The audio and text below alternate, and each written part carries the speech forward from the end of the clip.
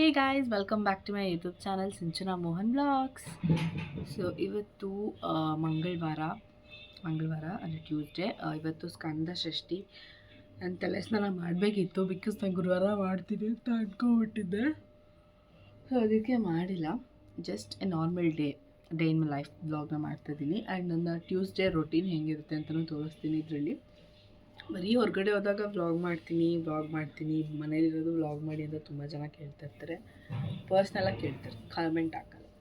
So ಅದಕ್ಕೇ ಮನೇಲಿರೋದನ್ನ ತೋರಿಸ್ತೀನಿ. So ಇವಾಗ ನಾನು ಹೇರ್ ಬಗ್ಗೆ ತುಂಬ ಜನ ಕೇಳ್ತಾರೆ. ನನಗೆ ಹೇರ್ ಹೆಂಗೆ ಥಿಕ್ಕಾಗಿ ಇಟ್ಕೊಬೇಕು, ಉದುರಬಾರ್ದು ಅಂತಂದರೆ ವೀಕ್ಲಲ್ಲಿ ನಾನು ಟ್ಯೂಸ್ಡೇ ಆಯಿಲ್ ಹಾಕಿದ್ರೆ ಟ್ಯೂಸ್ಡೇ, ವೆಡ್ನೆಸ್ಡೇ, ಥರ್ಸ್ಡೇ, ಫ್ರೈಡೇ ತನಕ 4 ಡೇಸ್ ಆಯಿಲ್ ತಲೆಯಲ್ಲಿರುತ್ತೆ. ಆರೆಲ್ಸ್ ನಾನು ಟ್ಯೂಸ್ಡೇಸೇ ತಲೆ ಸ್ನಾನ ಮಾಡಿಬಿಡ್ತೀನಿ. ಮ್ಯಾಕ್ಸಿಮಮ್ ಆದರೂ 4 ಡೇಸ್ ತಲೆಯಲ್ಲಿ ಎಣ್ಣೆ ಇದ್ದರೆ ತಪ್ಪ ಇರುತ್ತೆ. ಕೆಲವರು ಬೆಳಗ್ಗೆ ಹಾಕ್ಕೊಂಡು ರಾತ್ರಿ ಮಲ್ಕೋಬೇಕಾದ್ರೆ ಹಾಕ್ಕೊಂಡು ಬೆಳಗ್ಗೆ ಸ್ನಾನ ಮಾಡಿಬಿಡ್ತಾರೆ. ಆ ಥರ ಮಾಡಬಾರ್ದು. ನಾಲ್ಗೆ ಥರ ಆಗಿಬಿಡುತ್ತೆ ಕೂದಲು. ನಾನು ತುಂಬ ಜನ ನೋಡಿದ್ದೀನಿ. ಸೊ ಇವಾಗ ಸಂಡೇ ಹಚ್ಕೊಂಡಿದ್ದು, ಇವತ್ತು ಟ್ಯೂಸ್ಡೇ. ಇನ್ನೊಂದು ಸತಿ ರೀಮಸಾಜ್ ಮಾಡ್ಕೊತಿದ್ದೀನಿ. ಬಿಕಾಸ್ ನಾನು ತುಂಬ ಹೀಟ್ ಬಾಡಿ ಎಲ್ಲ ಹೀಟ್ಕೊಂಡು ಡ್ರೈ ಆಗಿಬಿಟ್ಟಿದೆ ಕೂದಲು. ಆ್ಯಂಡ್ ಆಲ್ಸೋ ಎಣ್ಣೆನ ಚೂಸ್ ಮಾಡಬೇಕಾದ್ರೂ ಅಷ್ಟೇ ಸ್ಮೆಲ್ ಇಲ್ಲದೇ ಇರೋ ಎಣ್ಣೆ ತೊಗೋಬೇಕು. ಸ್ಮೆಲ್ ಇರೋ ಎಣ್ಣೆ ತೊಗೊಂಡ್ರೆ, ಫ್ರೇಗ್ರೆನ್ಸ್ ಇರೋ ಎಣ್ಣೆ ತೊಗೊಂಡ್ರೆ ಸ್ಮೆಲ್ ಚೆನ್ನಾಗಿ ಬರುತ್ತೆ ಅಂತ. ಏನಾಗುತ್ತೆ, ಸ್ಮೆಲ್ಗೆ ಹೇನು ಬಂದುಬಿಡುತ್ತೆ, ಸೀರು ಬಂದುಬಿಡುತ್ತೆ. ಸೊ ಹಾಕೊಂಬಾರ್ದು. ನನಗೂ ಒಂದೊಂದು ಸತಿ ಬಂದುಬಿಟ್ಟಿತ್ತು. ನನ್ನ ಫ್ರೆಂಡ್ಸ್ ತುಂಬ ಉದ್ದ ಕೂದಲಿರೋರಿದ್ದರು, ಅವಾಗ ಬಂದುಬಿಟ್ಟಿತ್ತು. ಹಣೆ ಬರ ಹೋಗೇ ಇಲ್ಲ ಇನ್ನೂ ಅದು. ಬಟ್ ಎಲ್ಲೋ ಒಂದೊಂದು ಕಡೆ ಇದೆ ಅಷ್ಟೇ. ಇವಾಗೆಲ್ಲ ನೀಟಾಗಿ ಕ್ಲೀನ್ ಮಾಡಿಸ್ಕೊಂಡಿದ್ದೀನಿ. ಬಟ್ ಅದೊಂದು ಪ್ರಾಬ್ಲಮ್, ಉದ್ದ ಕೂದಲು, ದಪ್ಪ ಕೂದಲಿದ್ರೆ ತೆಕ್ಕೊಳ್ಳೋಕ್ಕಾಗಲ್ಲ. ಸೊ 2 ಡೇಸ್ ಒನ್ಸ್ ಈ ಥರ ಮಸಾಜ್ ಮಾಡ್ಕೊಂಡು ಗುರುವಾರದೊತ್ತು ಸ್ನಾನ ಮಾಡ್ಕೊತೀನಿ. ಅದೊಂದು ಅಭ್ಯಾಸ ನನಗೆ, ಗುರುವಾರ ಸ್ನಾನ ಮಾಡಿಕೊಂಡು ಆರಾಮಾಗಿ ಮಠಕ್ಕೆ ಹೋಗೋಕ್ಕೆ. ಸೊ ಇವಾಗ ನಾನು ಎವ್ರಿ ಟ್ಯೂಸ್ಡೇಸು ಕೂಡ ಮಠಕ್ಕೆ ಹೋಗ್ತೀನಿ. ಹೋಗಿ ಸ್ವಲ್ಪ ಕೂತ್ಕೊಂಡು ಬಂದರೆ, ಮುಂಚೆ ಎಲ್ಲ ನಂಗೆ ಅಷ್ಟು ನಂಬಿಕೆ ಎಲ್ಲ ಇರಲಿಲ್ಲ. ಒಂದು ಏಜ್ ಬಂದಮೇಲೆ ಎಷ್ಟು ಚೆನ್ನಾಗಿ ನಾನೇ ಹೋಗಬೇಕು ದೇವಸ್ಥಾನ. ಪುರೋಹಿತರುಗಳೇ ನಂಗೆ ಸಖತ್ ಫ್ರೆಂಡ್ ಆಗಿಬಿಟ್ಟಿದ್ದಾರೆ. ಎವ್ರಿ ವೀಕ್ ಹೋಗ್ತೀನಿ ಅಂತ ಅಂದ್ಬಿಟ್ಟು. ಸೊ ನೀಟಾಗಿ ಮಸಾಜ್ ಮಾಡಿಕೊಂಡು ಅಮ್ಮ ಸ್ನಾನಕ್ಕೆ ಹೋಗಿದ್ದಾರೆ. ತಿಂಡಿ ಏನು ಅಂತ ಗೊತ್ತಿಲ್ಲ ಇನ್ನು. ಅದಕ್ಕೇ ಊರಿಂದ ಬಂದ ತಕ್ಷಣ ಲಿಟ್ರಲಿ ನಾನು ಎಷ್ಟು ಕಡೆ ಹೋಗ್ಬಿಟ್ಟು ಏನೇನು ತಿಂದಿದ್ದೀನಿ ಅಂತ ಗೊತ್ತಿಲ್ಲ. ಬಂದ ತಕ್ಷಣ ಏನು ತಿಂದೆ, ಮಸಾಲೆ ದೋಸೆ ತಿನ್ನೋಕ್ಕೆ ಹೋದೆ, ಈರುಳ್ಳಿ ಬಜ್ಜಿ ತಿಂದೆ, ಕಾಫಿ ಕುಡಿಬೇಕಿತ್ತು ನಾನು. ಕಾಫಿ ಬಿಟ್ಟಿದ್ದೆ, ಶುಗರ್ಲೆಸ್ಸೇ ಕಾಫಿ ಕುಡಿಬೇಕಿತ್ತು ನಾನು. ಏನಾದ್ರು ಕುಡಿದ್ರೆ ಸಾಕು ಅನಿಸ್ಬಿಟ್ಟಿತ್ತು ನನಗೆ. ಸೊ ಅದಕ್ಕೆ ಕಾಫಿ ಚೆನ್ನಾಗಿ ಕುಡ್ಕೊಂಡು ಅದಾದಮೇಲೆ ಮ್ಯಾಗಿ ಮಾಡಿಸ್ಕೊಂಡು ತಿಂದೆ.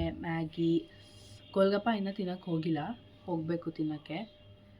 ಸೊ ನೀಟಾಗಿ ಎಣ್ಣೆ ಹಚ್ಕೊಂಡಿದ್ದೀನಿ. ಪಟ್ ಅಂತ ಹೋಗ್ಬಿಟ್ಟು ಸ್ನಾನ ಮಾಡಿಕೊಂಡು ರೆಡಿ ಆಗಿಬಿಟ್ಟು ಬ್ರೇಕ್ಫಾಸ್ಟ್ ಮಾಡ್ಕೊಂಡು ನೋಡಬೇಕು, ಟೈಮ್ ಆಗಿಬಿಡುತ್ತೆ. ಸೊ ಇವಾಗ ಪಟ್ ಅಂತ ಸ್ನಾನ ಮಾಡ್ಕೊಂಡು ಬರ್ತೀನಿ. ಸೊ ಇನ್ನೂ ಯಾರು ನನ್ನ ಯೂಟ್ಯೂಬ್ ಚಾನಲ್ ಸಬ್ಸ್ಕ್ರೈಬ್ ಮಾಡಿಲ್ಲ, ಬೇಗ ಸಬ್ಸ್ಕ್ರೈಬ್ ಮಾಡ್ಕೊಳ್ಳಿ. ಬಾಯ್ ಸನಾತ್, ಇವನಿಗೆ ಬಾಯ್ ಮಾಡ್ಬೇಕಂತ ಕೆಳಗಡೆ ತನಕ ಬಿಟ್ಟು ಹೋಗ ಆಯಿತು. ಮಗು ಇವತ್ತು ಸ್ಕೂಲ್ಗೆ ಹೋಗ್ತಾ ಇದೆ. ಅದು ಬಾಯ್. ಇವಾಗ ಟೆಂಪಲ್ಗೆ ಹೋಗಬೇಕು. ಬ್ರೇಕ್ಫಾಸ್ಟ್ ಏನು ತಿಂದೆ ಅಂದರೆ ಹುಳಿ ಅವಲಕ್ಕಿ ತಿಂದೆ. ಆ್ಯಂಡ್ ಹಾಲು ಕೊಡೋದು ದೇವಸ್ಥಾನಕ್ಕೆ ಬಂದಿತ್ತು. ಟ್ಯೂಸ್ಡೇ ನಮ್ಮಲ್ಲಿ ಹೊರಗಡೆ ಏನು ತಿನ್ನಲ್ಲ. ಮತ್ತು ಈರುಳ್ಳಿ ತಿನ್ನಲ್ಲ, ಬೆಳ್ಳುಳ್ಳಿ ತಿನ್ನಲ್ಲ. ಹೊರಗಡೆ ಜೊತೆ ಏನೂ ತಿನ್ನಲ್ಲ ಅಷ್ಟೇ. ಇವಾಗ ಹೋಗಬೇಕು ದೇವಸ್ಥಾನಕ್ಕೆ.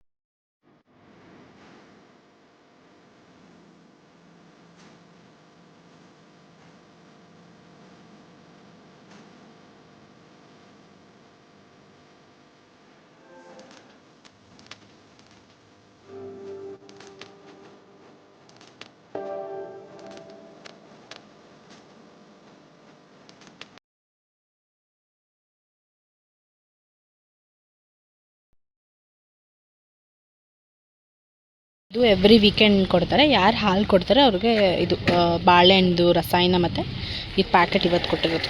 ಸೊ ಇವಾಗ ಹೊರಟಿದ್ದೀನಿ. ಇವಾಗ ರಾಯರ್ ಮಠಕ್ಕೆ ಹೋಗ್ತೀನಿ. ಸ್ವಲ್ಪ ಹೊತ್ತು ಇದ್ಬಿಟ್ಟು ಆಮೇಲೆ ಮೆಡಿಕಲ್ಗೆ ಹೋಗೋದು.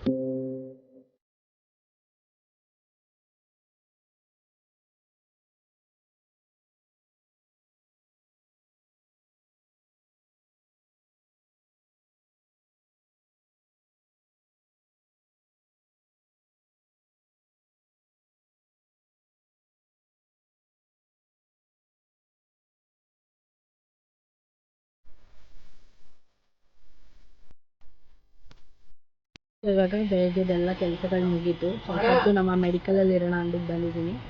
ಬಂದು ಒಂದು 12 o'clock ತನಕ ಇದ್ಬಿಟ್ಟು ಆಮೇಲೆ ಮನೆಗೆ ಹೋಗ್ತೀನಿ. ಅಂಗಡಿ ಹತ್ರ ನೀವು ನೋಡಿರ್ಬೋದು, ನಾನು ತುಂಬ ಬ್ಲಾಗಲ್ಲಿ ಹಾಕಿದ್ದೀನಿ. ಇದನ್ನು ಮರಿ ಹಾಕಿದೆ, 10 ಮರಿ ಪಾಪ ಸ್ವಲ್ಪ ಎತ್ಕೊಂಡು ಹೊಂಟೋಗಿದ್ದಾರೆ. ನಾನು ಎತ್ಕೊಂಡು ಬಂದ ಒಂದು ಮರಿನ ನಿಮಗೆ ತೋರ್ಸೋಕ್ಕೆ ಬ್ಲಾಗ್ ಮಾಡೋಕ್ಕೆ ಇದು ಓಡ್ ಬಂದುಬಿಡ್ತು. ಅದಕ್ಕೆ ಪಾಪ ಅಂತ ಬಿಟ್ಬಿಟ್ಟೆ ಅಲ್ಲೇ. ತೋರಿಸ್ತಾ ಹೋಗ್ತೀನಿ ಎಷ್ಟು ದೊಡ್ಡದಾಗತ್ತೆ ಅಂತ. ಎಲ್ಲ ಮನೇನು ಕ್ಯೂಟ್ ಆಗಿದೆ. ಆದರೆ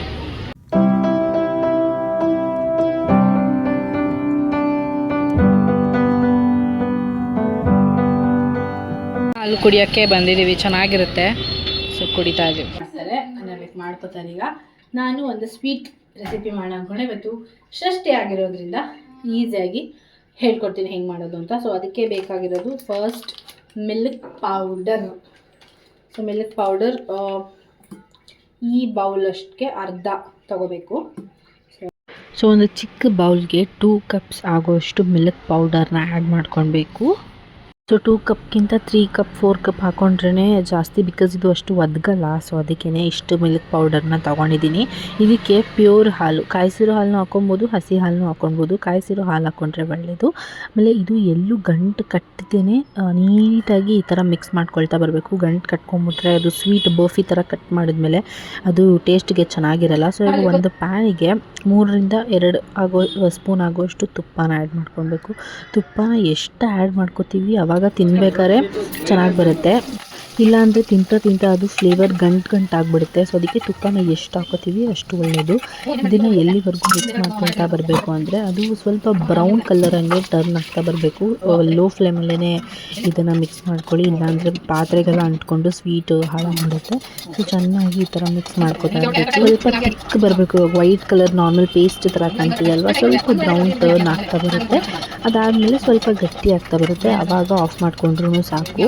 ಇವಾಗ ತೋರಿಸ್ತಿದ್ದೀನಲ್ವ, ಇಷ್ಟು ಗಟ್ಟಿ ಆದಮೇಲೆ 2-4 ಸ್ಪೂನು ಇಲ್ಲ 3 ಸ್ಪೂನು ಸಾಕು ಅಷ್ಟು ಶುಗರ್ನ ಆ್ಯಡ್ ಮಾಡ್ಕೊಳ್ಬೇಕು. ಸ್ವಲ್ಪ ಶುಗರ್ ಇದ್ದರೆ ಚೆನ್ನಾಗಿರುತ್ತೆ, ಬಿಕಾಸ್ ಮಿಲ್ಕ್ ಪೌಡರಲ್ಲೂ ಕೂಡ ಶುಗರ್ನ ಆ್ಯಡ್ ಮಾಡಿರ್ತಾರೆ. ಸೊ ಇಲ್ಲಿ ನಾನು ಸ್ವೀಟ್ ಮಾಡ್ತಿದ್ರೆ, ಅಮ್ಮ ಅಲ್ಲಿ ಊಟಕ್ಕೆ ಪಲ್ಯ ಮಾಡ್ತಾಯಿದ್ರು. ಈ ಥರ ಮಿಲ್ಕ್ ಕೇಕ್ನ ಫ್ಲ್ಯಾಶ್ ಹಾಕಿದ್ದೀನಿ. ಸೊ ಮಿಲ್ಕ್ ಕೇಕ್ನ ಒಂದು ಪ್ಲೇಟ್ಗೆ ಕಟ್ ಮಾಡ್ಕೊಳ್ಳೋಕೆ ಈ ಥರ ಹಾಕ್ಕೊಂಡಿದ್ದೀನಿ. ಸೊ ಮೇಲೇನು ಅಷ್ಟು ಪರ್ಫೆಕ್ಟಾಗಿ ಬರಲ್ಲ, ಬಿಕಾಸ್ ಹೋಮ್ ಮೇಡ್ ಅಲ್ವಾ, ಅದಕ್ಕೇ ಅದ್ರ ಮೇಲೆ ಏನಾದರೂ ಫ್ಲೇವರ್ಗೆ ನಾನು ನಮ್ಮ ಮಾವ ಲಡಾಖಿಂದ ತಂದಿರುವ ಕೇಸರಿನ ಹಾಕ್ತಾಯಿದ್ದೀನಿ. ಹಾಕ್ಬಿಟ್ಟು ಸುಮ್ಮನೆ ಗಾರ್ನಿಷಿಂಗ್ ಮಾಡ್ತೀನಿ, ಮತ್ತು ಫ್ಲೇವರ್ಗೂ ಸ್ವಲ್ಪ ಹಾಕ್ತಿರಲಿಲ್ಲ, ನಮ್ಮ ಅಮ್ಮ ಬೈತಾರೆ ಗೈಸ್. ಅದಕ್ಕೆ ಮಿಲ್ಕ್ ಕೇಕ್ ರೆಡಿಯಾಗಿದೆ. ತಿನ್ಬಿಟ್ಟು ಆಮೇಲೆ ಟೇಸ್ಟ್ ಹೇಳ್ತೀನಿ ಹೆಂಗೆ ಬರುತ್ತೆ ಅಂತ. ಸ್ವಲ್ಪ ನೀಟಾಗಿ ಶೇಪ್ ಬರಬೇಕು ಅಂದರೆ ಏನು ಮಾಡಬೇಕು ಅಂತ ಹೇಳ್ತಾ ಹೋಗ್ತೀನಿ. ಒಂದು ಲೋಟಕ್ಕೆ ತುಪ್ಪನ ಹಿಂದೆ ಸೌರಿ ಪ್ರೆಸ್ ಮಾಡ್ತಾ ಹೋಗಬೇಕು. ಪೀಸಸ್ ಥರ ಕಟ್ ಮಾಡಬೇಕಾದ್ರೂ ನೀಟಾಗಿ ಬರಬೇಕು ಅಂದರೆ ಆ ಚಾಕು ತುದಿಗೆ ಸ್ವಲ್ಪ ತುಪ್ಪನ ಆ್ಯಡ್ ಮಾಡ್ಕೊಂಡು ಕಟ್ ಮಾಡ್ತಾ ಹೋದರೆ ನೀಟಾಗಿ ಈ ಥರ ಶೇಪ್ ಕಟ್ ಆಗ್ತಾ ಹೋಗುತ್ತೆ. ಆ್ಯಂಡ್ ಲಿಟ್ರಲಿ ಸ್ವೀಟ್ ತುಂಬಾ ಚೆನ್ನಾಗಿತ್ತು. ಎಲ್ಲರೂ ರಿವ್ಯೂ ಕೊಟ್ಟಿರೋದನ್ನು ಹಾಕ್ತಾ ಹೋಗ್ತೀನಿ, ನೀವು ನೋಡಿ. ಇವಾಗ ನಾನು ನಮ್ಮ ಮನೇಲಿ ಬದನೆಕಾಯಿ ಗೊಜ್ಜು ಮಾಡಿದ್ದಾರೆ, ಸೊ ಅದನ್ನ ತಿನ್ನಲ್ಲ, ಅದಕ್ಕೆ ಮೆಣಸಿನ ಪುಡಿ ಎಲ್ಲ ತಿಂತಾ ಇದ್ದೀನಿ. ಸ್ವಲ್ಪ ಕರ್ಡ್ ರೈಸ್ಗೆ ಜಾಗ ಇಷ್ಟು ತಿನ್ಬಿಟ್ಟು ಹೊಟ್ಟೆ ತುಂಬ ತಿನ್ಬಿಟ್ಟು ಸಿಗ್ತೀನಿ. ನೋಡಿ ಅಜ್ಜಿ ಹೆಂಗಿದೆ ತಿನ್ಬಿಟ್ಟು.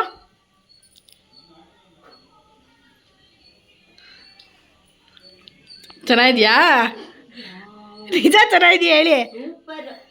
ಚೆನ್ನಾಗಿದೆಯಾ ಅಜ್ಜಿ? ಕನಿಕಂಗೆ ಒಂಚೂರು ಇಟ್ಬಿಡಿ, ಖಾಲಿ ಆಗೋಯ್ತು ಮನೇಲಿ. ನಮ್ಮಪ್ಪ ಟೇಸ್ಟ್ ಮಾಡಿ ಹೇಳ್ತಾರೆ.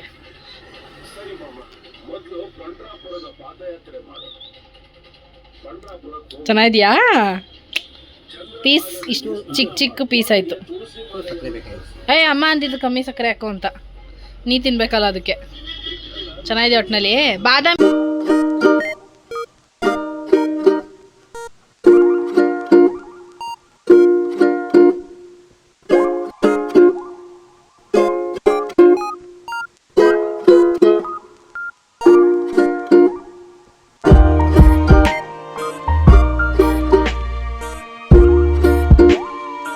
ಮಾಡ್ತಿದ್ದಿದ್ದಿದೆ ಸಿಂಪಲ್ಲಾಗಿ ಈವ್ನಿಂಗ್ ಸ್ನ್ಯಾಕ್ಸ್ ಕಾರ್ನ್ ಮಸಾಲ ಮಾಡಿಕೊಂಡು ತಿನ್ನೋದೀಗ. ಮಳೆ ಬೇರೆ ಬರ್ತಾಯಿದೆ. ನನ್ನ ಸಂಜೆ ರುಟೀನ್ ಟ್ಯೂಸ್ಡೇ ಆ್ಯಂಡ್ ವೆಡ್ನೆಸ್ಡೇ ಏನಂದರೆ 5 to 6 ಡ್ಯಾನ್ಸ್ ಕ್ಲಾಸು. 6:30 ಆಗುತ್ತೆ ಮನೆಗೆ ಬರೋಷ್ಟೊತ್ತಿಗೆ. ಸೊ ಇವಾಗ ಡ್ಯಾನ್ಸ್ ಕ್ಲಾಸ್ಗೆ ಹೊರಟಿದ್ದೀನಿ. ಬನ್ನಿ ತೋರಿಸ್ತೀನಿ ಡ್ಯಾನ್ಸ್ ಕ್ಲಾಸ್ ಹೆಂಗಿರುತ್ತೆ ಅಂತ. ತೋರ್ಸೋಕ್ಕಾಗಲ್ಲ, ಬಿಕಾಸ್ ನಮ್ಮ ಡ್ಯಾನ್ಸ್ ಕ್ಲಾಸ್ನೆಲ್ಲೂ ತೋರಿಸಂಗಿಲ್ಲ. ಯೂನಿಫಾರ್ಮ್ ತೋರಿಸ್ತಿರೋದೇ ಫಸ್ಟ್ ಆಫ್ ಆಲ್ ದೊಡ್ಡ ತಪ್ಪು. ಡ್ಯಾನ್ಸ್ ಕ್ಲಾಸ್ಗೆ ಹೋಗ್ತಿದ್ದೀನಿ, ಹೋಗ್ಬಿಟ್ಟು ಬಂದು ಸಿಗ್ತೀನಿ. ಊಟಕ್ಕೆ ತುಂಬ ಹೊಟ್ಟೆ ಹಸಿತಿತ್ತು. ಏನು ಉಕ್ಕರಿಸಿದ ರೊಟ್ಟಿ ಮಾಡ್ತಿದ್ದಾರೆ. ಸೊ ಫಸ್ಟ್ ನನಗೆ ಕೊಡ್ತಿದ್ದಾರೆ ತಿಂದ್ಬಿಟ್ಟು. ಬಟ್ಟೆ ಹೊಟ್ಟೆ ಹಸ್ಬಿಟ್ಟಿತ್ತು, ಯಾಕೆ ಅಂತ ಗೊತ್ತಿಲ್ಲ. ಇವತ್ತು ಮಧ್ಯಾಹ್ನ ಚೆನ್ನಾಗಿ ಊಟ ಮಾಡಿದ್ದೆ, ಬಟ್ ಸ್ಟಿಲ್ ತುಂಬ ಹೊಟ್ಟೆ ಹಸಿತಿತ್ತು. ಅಷ್ಟೇ ನೀಟಾಗೆಲ್ಲ ಸ್ಕಿನ್ ಕೇರ್ ಮಾಡ್ಕೊಂಡಿದ್ದೀನಿ, ಹಣೆಗೆ ಅದಕ್ಕೆ ಇಟ್ಕೊಂಡಿಲ್ಲ. ಸೊ ಊಟ ಮಾಡಿ ಮಲ್ಗೋದಷ್ಟೇ. ಇದು ನನ್ನ ಟ್ಯೂಸ್ಡೇ ರೊಟೀನ್ ಆಗಿರುತ್ತೆ, ಬೆಳಗ್ಗೆಯಿಂದ ರಾತ್ರಿವರೆಗೂ. ಸೊ ಈ ವ್ಲಾಗ್ನಲ್ಲಿ ಏನು ಮಾಡ್ತಿದ್ದೀನಿ. ಈ ವ್ಲಾಗ್ ನಿಮ್ಗೆ ಇಷ್ಟ ಆಗಿದ್ರೆ please make sure like, share, comment and subscribe to my YouTube channel.